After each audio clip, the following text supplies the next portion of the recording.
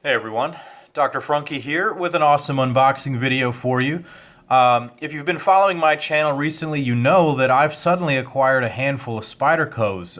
I kind of go in waves where I get interested in a brand and I kind of follow through with it. So I definitely picked up the carbon fiber and M4 Paramilitary 2. I intend to keep this knife as a size comparison blade. I think that a lot of people are familiar with the Paramilitary 2, and this is, in my opinion, the very best version in the M4 blade steel with the carbon fiber handles. And then, of course, recently you saw my unboxing of the Spyderco Shaman here.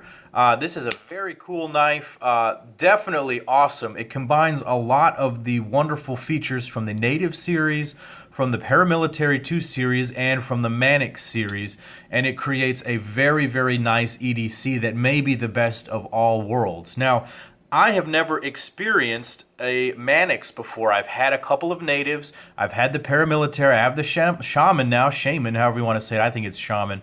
But this time I wanted to get a Manix. And just in the nick of time, BladeHQ came through with their special edition of the Manix 2 in M4 steel. So I'm going to go ahead and open this guy up. We'll move these guys off screen for just a second. So in the box, there it is, comes the knife with a nice big pack of silica gel desiccant, so the M4 blade steel doesn't rust. Comes with a nice piece of paper in here that says, "Dear Spyderco customer, congratulations on buying the awesome version of the Manix 2 and M4 steel from BladeHQ. M4 is a special tool steel made by powdered metallurgy process. It's super high performance, and this features some of the other stuff on here." Now notice down here at the bottom it says Spyderco and BladeHQ are making two versions, one in a satin finish and one in a DLC finish. So if you're into DLC or you want your M4 blade coated because it's not totally stainless, that may be the version for you. And of course, they've got the discussion of the actual Manix 2 and its history and the construction and materials and maintenance. So excellent materials provided by Spyderco. But let's take a look at the knife itself. So this is the BladeHQ exclusive version. This comes with Jade G10 and M4 blade steel, as we've already discussed. And it's an awesome, awesome EDC size. I have wanted a Manix for a long time. Lots of people talk about how this is their favorite Spyderco model because of the ergonomics and the size. And I thought that this was the perfect time. So I'm going to go ahead and skip straight to the meat of why I really bought this. And that was to really show the size comparisons of these three specific knives right now. Now take a look at these three knives. These are going to be some of Spyderco's most popular models. We've got the Paramilitary 2, the Manix 2, and now the new Shaman. They're all very, very similar in overall blade size and handle length, ergonomics. Now each one of them provides a slightly different aspect in terms of carry and use and function. I'm actually going to make a separate video sort of describing these differences and discussing, doing a comparison of the three of these knives, because I think that it's important because they're all so similar that anybody who's considering buying a Spyderco should consider picking one of these three knives up, and depending on your needs and your uses, one or the other might be beneficial for you. So let's take a look at this knife. Let's go ahead and bring out some other features that I've got here on the channel. I'm trying to upgrade my presentation here, so I bought a ruler so we can take a look at how long these knives are. Overall length on this guy comes in right at about 8 inches. You've got 3 inches of cutting length. You've got 3.5 inches of blade back to the handle, 4 inches back to the pivot. You've got a handle length at right at about 4 and 24/32, or 48/64 of an inch.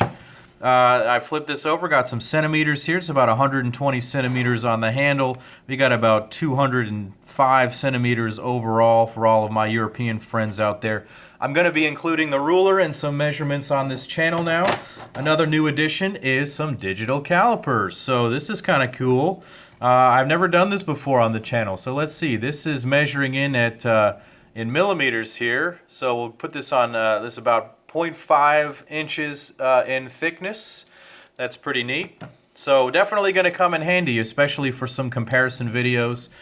these calipers. So definitely excited to be bringing you guys some new content and some new features to the channel. I've got this vertical camera going on here as well. So definitely appreciating the input from everybody on that. So obviously this comes in with some M4 blade steel done in a beautiful, nice machine satin finish. This is my favorite finish from Spyderco when they're able to achieve that high satin, especially on these hyper steels. Like this PM2 is absolutely breathtaking in this satin finish, and I know that this is working at a pretty high hardness. I can't quote you exactly what this one is working at, but it's got to be above 60 Rockwell, and that's a hard steel to make it in a nice, beautiful satin finish. And so it just shows it's a testament to the Golden, Colorado, USA Earth factory that they've stepped their game up and they're doing a great job. Now, every knife that I have received, including these three, from the Golden, Colorado factory have all been in amazing, amazing condition.